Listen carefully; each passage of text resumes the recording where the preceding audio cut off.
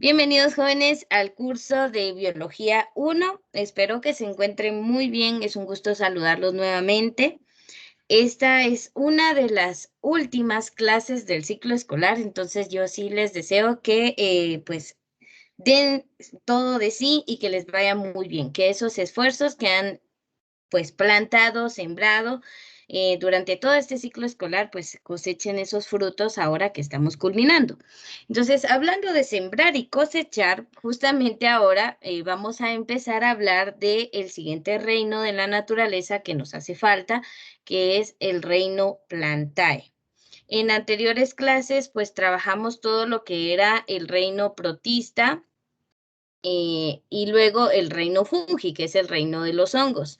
Entonces, se recuerdan que esto ya lo conversamos, en el anterior hablamos de los protistas, que pues tienen características de animales y plantas, el reino fungi o reino de los hongos, que siguen siendo del dominio eucaria o eucariota por el tipo de células con núcleo definido, y pues que de estos ya vamos a encontrar seres unicelulares y pluricelulares.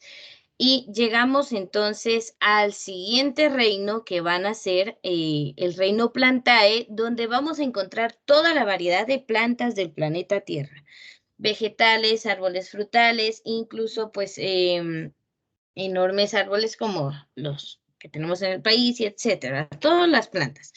Aquí ya estamos hablando 100% de seres pluricelulares. No vamos a encontrar plantas que sean unicelulares. Las algas, pues ya dijimos que son protistas y por ello son multicelulares y pluricelulares, pero no son plantas. Entonces ahora vamos a hablar de este tipo de seres en el que, pues si hablamos de plantas, viene y pregunto un color, todos pensamos en el color verde, aunque pues vamos a encontrar muchos pigmentos, no solo la clorofila. Entonces, para comenzar a hablar del reino de las plantas, el reino Plantae, pues vamos a quedar en que también pertenecen al dominio eucaria, es decir, que también son células, tienen células de tipo, pues, eucariota con un núcleo definido. Y bueno, este está conformado por seres pluricelulares única y exclusivamente, ¿verdad? Esa es una de las primeras diferencias con todos los demás reinos donde hay unicelulares y hay pluricelulares. En este caso, pues únicamente vamos a encontrar seres pluricelulares. Y otra característica importante es que son fotosintéticos. Toda la cantidad de plantas que observan en este lugar, ¿verdad? Tanto las plantas terrestres como las acuáticas, las ornamentales, las comestibles, las de utilidad, las que se usan en la industria, como en los girasoles con los aceites naturales, pues bueno, no importa el tipo de planta, todas tienen la característica de ser fotosintéticas. ¿Qué significa? Pues que utilizan la luz solar como fuente de energía y bueno, esto lo conocemos comúnmente con un nombre que es la fotosíntesis. Entonces, desde primaria nos han dicho que las plantitas pues realizan su fotosíntesis y utilizan la luz solar y los nutrientes de la tierra y el agua para producir su propio alimento. Pero, ¿qué come una planta? He ahí la pregunta. En sí, utilizan la energía de luz solar para activar procesos metabólicos en sus estructuras o en sus cuerpos, pues digámoslo así. Entonces, activan como fuente de energía para el proceso de transformación del CO2. A ver, yo sé que ustedes recuerdan qué es el CO2 y si no, pues lo vamos a recordar aquí. Se trata del dióxido de carbono. Y hagamos una pausa. ¿En dónde hemos visto que se produce dióxido de carbono? Si lo pensamos, usted en este momento en donde está sentado está produciendo dióxido de carbono, así que no nos pueden decir que estamos haciendo nada. Estamos produciendo, estamos consumiendo oxígeno y produciendo dióxido de carbono. Pero hay que hacer algo más productivo con nuestra existencia, ¿verdad? Pero regresando al punto, de la respiración humana, el CO2 se produce como un residuo. Pero vean lo maravilloso que son las plantas. Ellas utilizan ese residuo, ese CO2, ¿verdad? Que es tóxico para el humano, ellas lo absorben y le devuelven al ambiente oxígeno, ¿sí? En el proceso llamado fotosíntesis. Aclaro que las plantas también tienen un proceso respiratorio y consumen oxígeno, producen dióxido de carbono, pero ellas mismas a través de su fotosíntesis, pues lo transforman de nuevo en oxígeno. Entonces, son las que mantienen el aire de nuestro planeta con los niveles de oxígeno pues necesarios para la vida. Entonces, la energía del sol va a accionar ese mecanismo en las plantas en el que ellas usan el CO2, la energía de luz solar, el agua en los compuestos que utiliza como nutrientes. Fabrica esos compuestos. Es decir, que las plantas son los únicos seres en el planeta y bueno, todos los demás fotosintéticos también que transforman materia inorgánica como el CO2, la luz solar y el agua en materia orgánica, los compuestos que necesitan para crecer. Ellas son la base de toda cadena alimenticia, porque si las plantas no realizan fotosíntesis y no generan sus propios compuestos químicos que usan como nutrientes, y los herbívoros pues no podrían alimentarse de ellas y carnívoros no podrían alimentarse de herbívoros y los omnívoros no podrían alimentarse de todo lo demás. Entonces pues forman la base de la cadena alimenticia también. Entonces, estas son las principales características de las plantas. Uno, son pluricelulares, tienen millones de células y dos, son fotosintéticos. Esto de ser fotosintéticos, foto viene de luz y sintéticos pues de síntesis. Ellos sintetizan sus propios nutrientes usando la luz solar como fuente de energía. Eso los convierte en seres autótrofos, o sea que generan su propio alimento y no tienen que consumir otros seres vivos para obtenerlo. A excepción de algunos raros casos, ¿verdad? Si ustedes hacen memoria o alguna vez vieron un documental, van a encontrar que hay plantas carnívoras que sí realizan fotosíntesis, pero a su vez, pues, pueden atrapar insectos y consumirlos. Pero son excepciones, casos muy particulares. De ahí, todas las demás plantas, pues, se alimentan gracias a la fotosíntesis. Bueno, ¿qué estructuras podemos encontrar en las plantas y pues que les permiten realizar este tipo de funciones? La estructura general de la mayoría de plantas, cuando decimos mayoría, decimos una gran cantidad, pero no todas. No todas cuentan con todas las estructuras, pero bueno, las plantas pueden presentar una raíz, principalmente las más evolucionadas, ¿verdad? Presentan una raíz con la que se anclan al suelo y absorben agua, nutrientes, minerales y sales. Es decir, es la parte que les ayuda a, pues, obtener algunas sustancias que necesitan de la tierra. Tienen tejidos vasculares, aunque también por el árbol evolutivo, pues hay plantas que no son vasculares, ¿verdad? Entonces, estas plantas, que son esos tejidos vasculares, se distribuyen a través del tallo o los tallos, porque podemos observar que la planta pues tiene una estructura que la mantiene firme, pero a su vez pues hay muchos más tallos que salen de esta. Entonces, por donde llegan todos los nutrientes a las células, algo así como el sistema cardiovascular en nosotros. Usted necesita que el oxígeno y los nutrientes lleguen a cada una de sus células que son del tipo animal eucariota. Pues las plantas también necesitan que esos nutrientes lleguen a cada una de sus células, solo que ellas también son eucariotas, pero del tipo vegetal, que ya sabemos que son distintas. Entonces, esos tejidos vasculares ayudan a irrigar las plantas. ¿Y dónde podemos comprobar que las plantas tienen tejidos vasculares?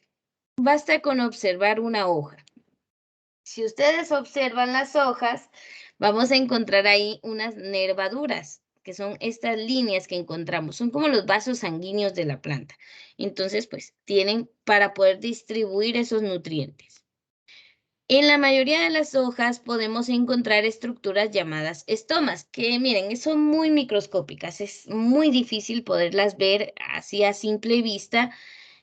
Podemos usar un microscopio, pero también se pueden encontrar con los estereoscopios que tienen un aumento pues regular, pero es más factible con un microscopio. Entonces, los estomas son pequeños agujeros en las hojas de las plantas. Entonces, los estomas los encontramos en las hojas y permiten el intercambio de gases producto de la fotosíntesis, es decir, el ingreso de CO2 y el egreso de oxígeno, ¿verdad? Entra el CO2 para la fotosíntesis y eliminan o expulsan el oxígeno que le sirve al planeta. Esa eliminación de gases es posible gracias a los estomas, esos pequeños mini agujeros en cada una de las hojas de las plantas como pequeños poros que permiten la entrada y salida de los gases productos de la fotosíntesis o que se utilizan en ella. Y bueno, tenemos un sistema particular para la reproducción. Bueno, aquí hay cosas importantes. Miren, no todas las plantas se reproducen por semillas, no todas las plantas producen flor para que haya una polinización, entonces son características muy diferentes de cada planta. Hablar de reproducción en las plantas es hablar de toda una lista, una gama diferenciada de formas de reproducción. Por ejemplo, si alguno en su casa tiene estos helechos, que comúnmente los llamamos cola de quetzal, porque son hojas verdes que caen ahí de la maceta y se ven elegantes y bonitas, pues ustedes tienen ahí plantas que no producen semillas. Estas se reproducen por esporas que se dispersan en el aire y de la nada pues teníamos una cola de quetzal y ahora en otra maceta están haciendo otra cola de quetzal, otro helecho. Entonces es un tipo de reproducción diferente al de esta planta que genera flor y que es necesaria que se polinice para que se reproduzca. Entonces, bueno, y la polinización, ahí entra la importancia de las abejas y demás insectos que colaboran en ese proceso. Pero entonces la reproducción en las plantas es muy diversificada y pues bueno, tienen diferentes maneras de hacerlo. No como en la mayoría de animales que la reproducción es sexual, se necesitan dos individuos para que haya reproducción, aunque no es la única manera. Pero entonces es muy variada esta forma. Las tres estructuras por lo regular es una raíz, tejidos vasculares y estomas. Lo demás, como si tienen flores, si tienen pues tallos, ramificaciones, si tienen peciolo, las hojas, em, todo esto ya depende del tipo de planta en sí. Les recuerdo la ciencia, perdón, la ciencia que se encarga del estudio de las plantas se llama botánica y pues abarca toda esta diversificación que encontramos en ellas, toda esta diversidad. Y bueno, entrando a esto, vamos a ver la clasificación de las plantas. Vamos a encontrar que las plantas, pues podemos separarlas en dos grandes grupos, que son las briófitas, que son las que no tienen sistema vascular, y ahí entran los musgos y las plantas hepáticas. Las plantas hepáticas no tienen nada que ver con el hígado, ahí por si los de medicina están haciendo esa relación, no tienen nada que ver con el hígado. El musgo es aquella que, pues bueno, aquí en Guatemala, para los que no sean de acá, el musgo lo utilizamos en los nacimientos, ¿verdad? Es decir, en esa representación de la época navideña, donde se ponen ahí pues a José, María y a Jesús en el nacimiento. Pues bueno, a veces usamos el musgo como elemento decorativo, aunque tenemos que dejar de hacerlo, ¿verdad? Están en peligro de extinción.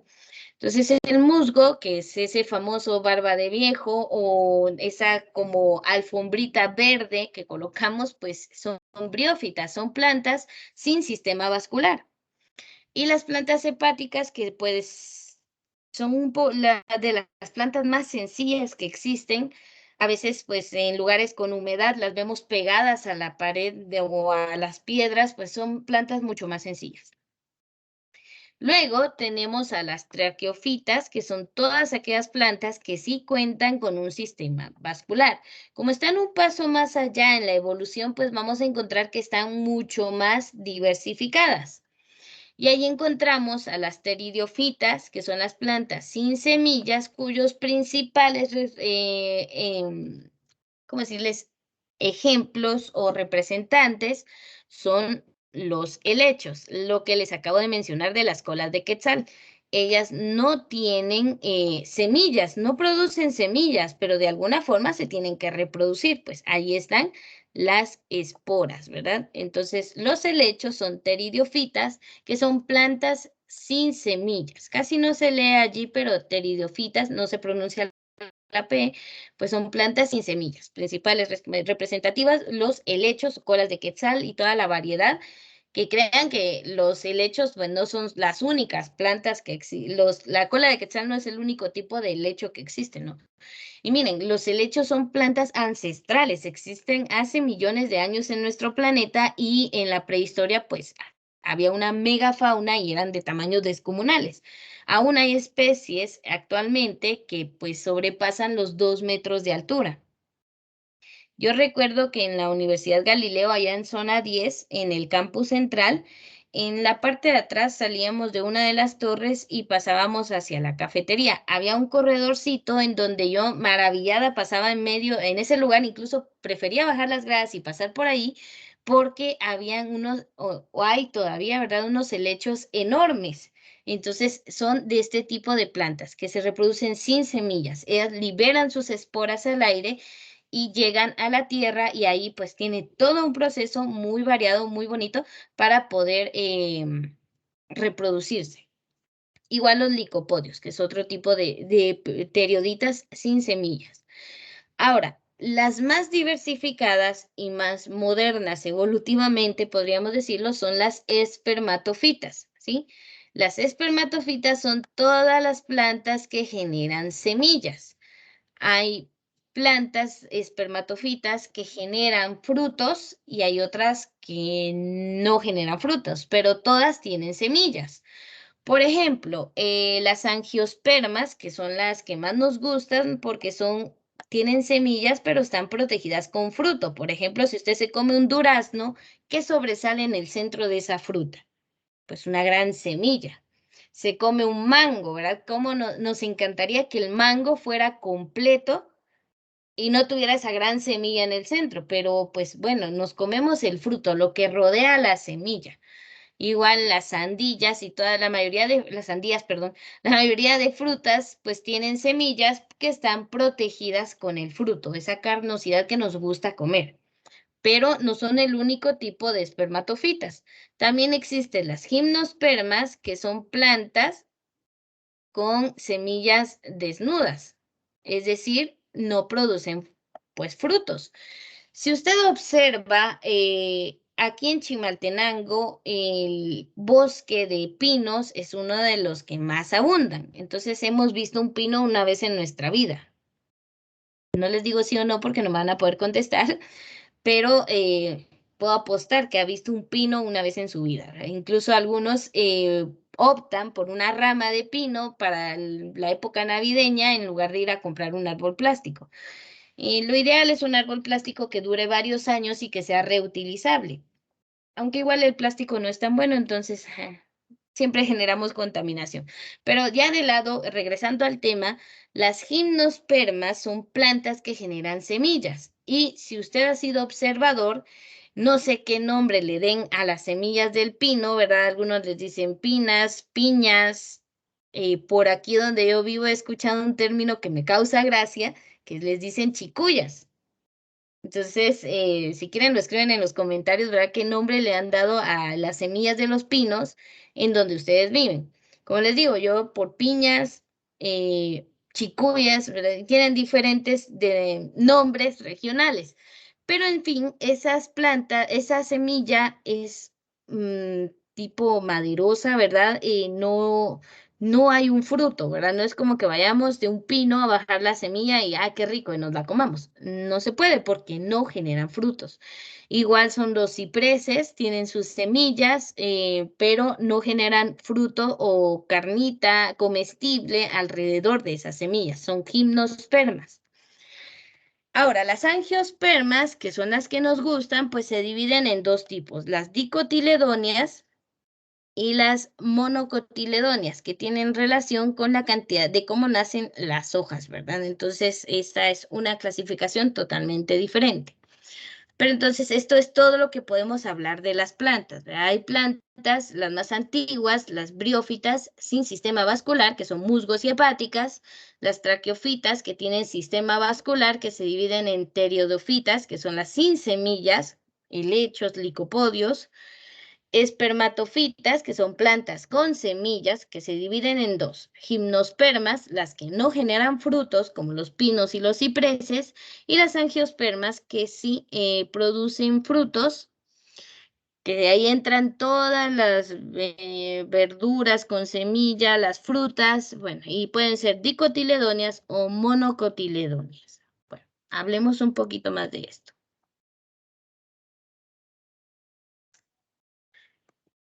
Oh, permítame, vamos a ver. Ahí está. Entonces, pues bueno, también hay diferentes clasificaciones, ¿verdad? Por ejemplo, una de las clasificaciones actuales, pues es que el reino Plantae se divide en vegetales inferiores y en vegetales superiores. Entonces, inferiores encontramos a las briófitas, que si recuerdan son las que no tienen vascularización, y las pteridiofitas, que son vasculares, pero que no generan semillas. Estas dos se podría decir que son las más antiguas, las briófitas y las pteridiofitas. Son plantas bastante antiguas que existen en el planeta hace millones de años. O sea, los helechos que usted puede tener en su casa, una cola de quetzal, pues tiene millones de años de existir esa especie o al menos sus ancestros. Y luego tenemos los vegetales superiores, que son las que generan semillas, donde tenemos las gimnospermas, que pues no generan frutos, y las angiospermas, que sí generan frutos. Entonces, esta es otra división. Se pueden clasificar en vegetales inferiores y superiores. Entonces, les queda, por favor, escribir la definición o las características de cada tipo, por favor, las briófitas, pteridófitas, gimnospermas y angiospermas, ¿sí? Entonces, esto tenemos que tenerlo, pues, allí en nuestra clasificación. Bueno, entonces aquí tenemos pues diferentes formas de clasificarlo. Acá les presento, si alguien no había visto una cola de quetzal, pues aquí tenemos a los helechos, los musgos, que son briófitas. Aquí tenemos un ejemplo de las briófitas, que son los musgos, las pteridiofitas, que son los helechos. Ambas plantas no producen flores. Se les considera criptógamas por ese hecho de no producir flores. Y bueno, tenemos las no vasculares, que son los musgos, las briófitas, y las vasculares, que son las pteridiófitas, pero que pues obviamente generan esporas. Sí son vasculares, las pteridiófitas son vasculares. Y luego tenemos a las espermatofitas, que también se les puede llamar fanerógamas, y estas pues tenemos ahí las gimnospermas, y acá está lo que les platicaba, pinos y otras coníferas que pues su semilla se encuentra sin fruto que la rodee. Entonces la piña no es un fruto porque no nos lo podemos comer, y con piñones, que son las semillas. En algún momento, cuando son jóvenes, estas piñas pues se encuentran cerradas, y cuando se abren es para dejar salir los piñones, que son unas pequeñas, que es la semilla en sí. Miren, esa semilla tiene un como alerón, y aquí en la base está la semilla, y tienen una particularidad que descienden dando vueltas hasta caer al suelo. Es una particularidad de este tipo de semilla. Ese alerón que tiene le ayuda a caer de esta forma y que la semilla no se lastime, porque imagínense los pinos cuántos metros pueden llegar a medir. Una semilla cayendo desde 30 metros de altura, pues sí puede lesionarse y no dar origen a otra planta, pero para eso les sirve. Entonces, esto es lo que les digo, ¿cómo los llaman en donde ustedes viven? Piñas, pinos, les dicen otros, y bueno, aquí que chicuyas, escuchaba ese término en mi infancia. Bueno, estas son plantas gimnospermas, o sea, plantas con semilla, pero sin un verdadero fruto. No tienen esa carnosidad que tienen las angiospermas, que estas sí son plantas con semilla y con verdadero fruto. Entonces, estas son las que generan flores, ¿sí? Las angiospermas en su mayoría generan flores. Y si ustedes han observado los árboles frutales, por ejemplo, antes de comenzar a dar frutos, se llenan de flores. Y de donde está cada flor es donde surge un fruto, porque ahí madura y se forma la semilla y se recubre con el fruto, ¿verdad? Que es lo que conocemos como fruta, lo que nos comemos. Entonces, esa es más que todo a grandes rasgos la clasificación de las plantas. Vamos a encontrar en diferentes libros, pues, diferentes maneras de clasificarlas, pero a grandes rasgos se clasifican así. Las que son vascularizadas, las que no, las que tienen semillas, las que no las tienen. Entonces, esas serían las maneras o las formas de clasificarlas. Y bueno, vamos a ver diferencias que hay entre las plantas angiospermas y las gimnospermas. Vamos a ver que sí hay algunas diferencias.